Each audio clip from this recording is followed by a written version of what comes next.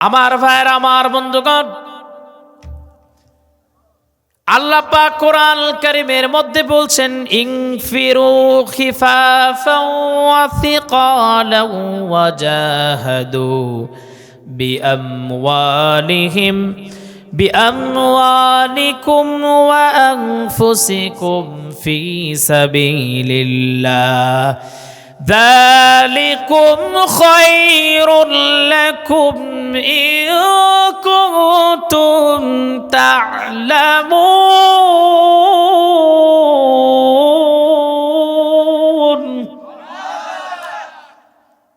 এই একটা একজন সাহাবী পাঠ তিনি করেছিলেন।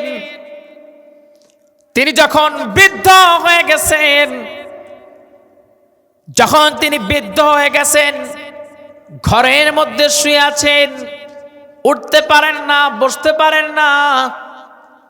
তাকে তার সন্তানেরা বলল, বাবা, পারস্যের বিরুদ্ধে যুদ্ধ করার জন্য খলিফাতুল মুসলিমিন তিনি আদেশ করেছেন। বাবা এবার ডেকে বলছে, শোনো, যেহেতু খলিফাতুল মুসলিমিন বলেছেন ঘরে মৃত্যুর চেয়ে, আমি ঘোষণা দিচ্ছি জিহাদের ময়দানে গিয়ে আমি জীবন দিতে চাই। আমার ভাইয়েরা, আমার বন্ধুগণ, নবীজির এই প্রিয় সাহাবীর নাম ছিল হযরতে তালহা রাদিয়াল্লাহু তাআলা আনহু। যখন তার কানের মধ্যে খবর চলে গেল, তিনার ইসলাম গ্রহণ করাটাও ছিল একটা আজীব একটা ঘটনা। তিনি যে ইসলাম কবুল করেছিলেন, নবীজির একজন খাদেম ছিলেন যার নাম ছিল আনাস। এই আনাস বিন মালিক রাদিয়াল্লাহু তাআলা আনহুর মা যার নাম ছিল গুমাইসা।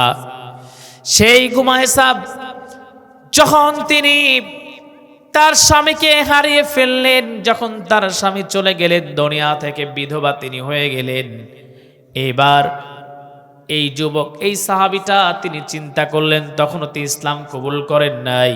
তিনি চিন্তা করলেন, গুমাইসা বিনতে মিলহান আরবের মধ্যে সবচেয়ে সুদর্শন সুন্দর একজন মেয়ে, আমি তার কাছে যেতে পারি, তার কাছে গিয়ে আমি তাকে বিবাহের প্রস্তাব আমি রাখতে পারি। যখন তিনি এই কথা বললেন, আমার ভাইরা, আমার বন্ধুগণ, যখন তার বাড়ির মধ্যে প্রবেশ করলেন, গুমাইসা বিনতে মিলহামের কাছে ডেকে বললেন, গুমাইসারে শোনো, আমি তোমাকে অফার করছি, তুমি কি আমার সঙ্গে বিবাহ বসতে রাজি নাকি? ওই মহিলা ডেকে বলছে, আমি আপনাকে বিবাহ করব না, এই জন্য করব না, কারণটা হলো আমি একজন মুসলিম, আপনি একটা বিধর্মীর সঙ্গে আমার কোনো সম্পর্ক থাকতে পারে না। এইবার ওই সাহাবী ডেকে বলছে, শোনো, গুমাইসা বিনতে মিলহান তিনি ডেকে বললেন, শোনো, আমার অর্থের প্রয়োজন নাই, তুমি যদি ইসলাম কবুল করো, আমি সেটাকে আমার দেনমোহর হিসাবে গ্রহণ করে নিব, আমি তোমার সঙ্গে বিবাহ বসতে রাজি। জোরে কোন সুবহানাল্লাহ। নবীজির এই প্রিয় সাহাবী ইসলাম তিনি কবুল করে ফেললেন। আমার ভাইরা, আমার বন্ধুগণ, যখন তিনি ইসলাম কবুল করে ফেললেন, বিবাহ বন্ধনে আবদ্ধ হয়ে গেল, পুরো আরবের মধ্যে ছড়ে গেল নবীজির প্রিয় একজন সাহাবী, মহিলা সাহাবী, তিনি বিবাহ বন্ধনে, স্বামী মৃত্যুর পর তিনি বিবাহ বন্ধনে আবদ্ধ হয়েছেন, দেনমোহরের জন্য তিনি ইসলামকে দেনমোহর হিসাবে গ্রহণ করেছেন। আমার ভাইরা, আমার বন্ধুগণ, নবীজির এই প্রিয় সাহাবী তালহা রাদিয়াল্লাহু তাআলা আনহু যখন তিনি বৃদ্ধ হয়ে গেলেন, যেটা আমি এর আগেই বলেছিলাম, যখন তিনি বৃদ্ধ হয়ে গেলেন, বৃদ্ধ হয়ে যাবার পর তিনি তার সন্তানদেরকে ডেকে বলছেন, সন্তানেরা বলো, আজকে খলিফাতুল মুসলিমিন তার সৈন্যবাহিনী নিয়ে পারস্যের বিপক্ষে যুদ্ধের জন্য রওনা দিবে। সন্তানেরা ডেকে বলল, বাবা, আপনি তো যেতে পারবেন না, আপনি একজন অসহায় এবং দুস্থ মানুষ, আপনি একজন দুর্বল মানুষ, আপনার শরীরে শক্তি নাই। তিনি ডেকে বললেন, আমার সন্তানেরা শোনো, আল্লাহ পাক পবিত্র কালামুল্লাহ শরীফের মধ্যে তার বান্দাদেরকে উদ্দেশ্য করে ডেকে বলছেন, তোমরা হালকা ভারী সরঞ্জাম যদিও বহন করতে পারো, সেরকম যোগ্যতা তোমাদের যতক্ষণ পর্যন্ত থাকবে, আল্লাহর জামিন, আল্লাহর দ্বীন কায়েমের জন্য তোমরা জিহাদ করবে।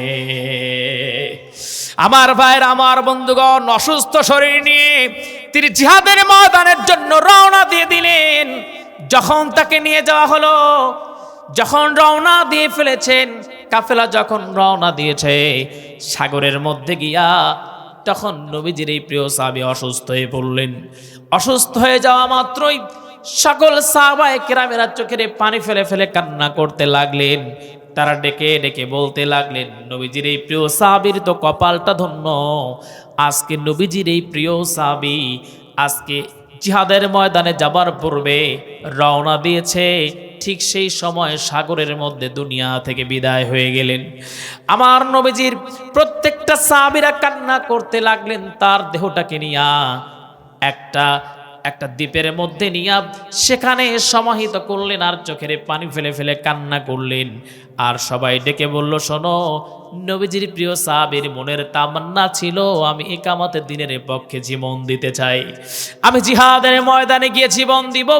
কিন্তু আল্লাহ পাক সেটাকে কবুল না করলেও, যদিও তিনি সেই উদ্দেশ্য করে সেই নিয়াত করে বের হয়েছেন, রাস্তায় তিনি যদিও দুনিয়া থেকে বিদায় হয়ে গেছেন, আল্লাহ পাক তাকে শাহাদাতের মর্যাদা দিয়ে দিয়েছেন। আল্লাহু আকবার। আমার ভাইরা, জীবনে আপনাকে তো মরতে হবে, যেহেতু জন্ম আপনি গ্রহণ করেছেন, মরা আপনাকে লাগবেই, মাস্ট বি। অতএব সাহাবায়ে কেরামের তামান্না ছিল। হযরত ওমর রাদিয়াল্লাহু তাআলা আনহু শানের সিলাতের মধ্যে আসছে, হযরত ওমর রাদিয়াল্লাহু তাআলা আনহু তিনি একদিন কোনো একটা কাজে মদিনা থেকে মক্কায় আগমন করেছেন এবং রাতের বেলায় তিনি রওনা দিয়েছেন। তিনি ইশারের নামাজ আদায় করেছেন একটা মরুভূমির মধ্যে, সেখানে তিনি তাঁবু গেড়েছেন। এরপর তিনি বাহিরে আকাশের চাঁদের দিকে তাকিয়ে আছেন। লেখক এত সুন্দর করে লিখেছেন, হযরত ওমর রাদিয়াল্লাহু তাআলা আনহু তিনি আকাশের চাঁদের দিকে তাকায়া তিনি বলছেন, এত করুণ আবেগে তিনি এত আবেগ নিয়ে তিনি ডেকে বলছেন, হযরত ওমর রাদিয়াল্লাহু তাআলা আনহু তিনি ডেকে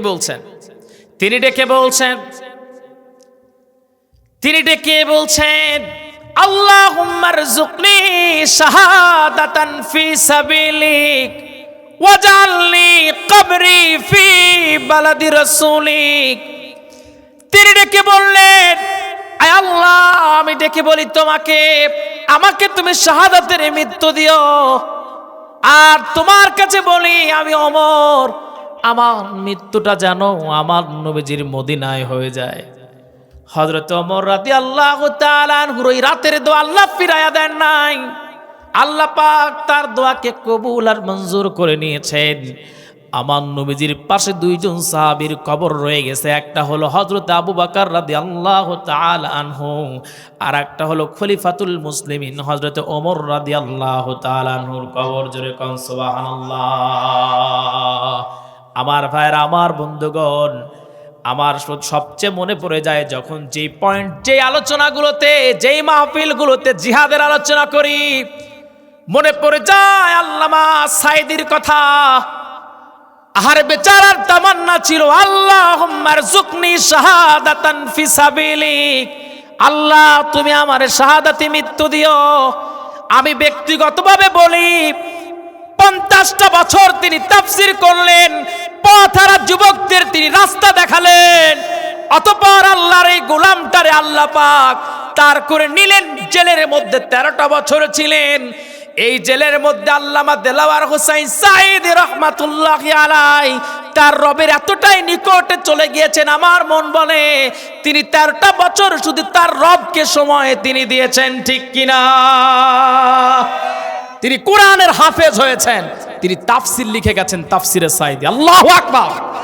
অতঃপর তিনি দুনিয়া থেকে বিদায় হয়ে গেলেন। মনে রাখবেন, একজন ঈমানদার, একজন মুমিন, তার শাহাদাতের মধ্য দিয়ে আল্লাহ পাক কোন এক জালিমকে দুনিয়া থেকে নিশ্চিহ্ন করেন।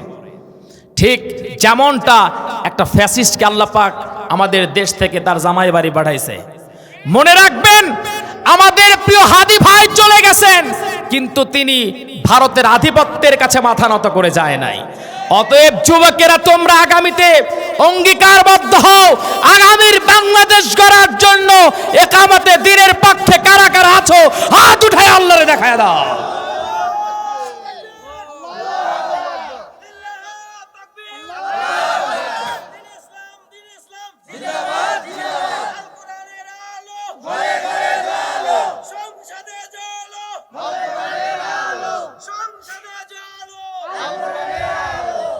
আল্লাহ পাক আমাদের হাতগুলো কবুল আর মঞ্জুর করেন। সবাই বলেন আল্লাহুম্মা আমিন। আমি অনেক লং টাইম আলোচনা করেছি, তো এখন আমি আর আপনাদের কষ্ট দিব না। আমার প্রিয় ভাই তিনি আসছেন অনেক দূর থেকে, তিনি সংক্ষিপ্ত কিছু বক্তব্য রাখবেন, এরপর আমরা দোয়ায় শরীক হব ইনশাআল্লাহ।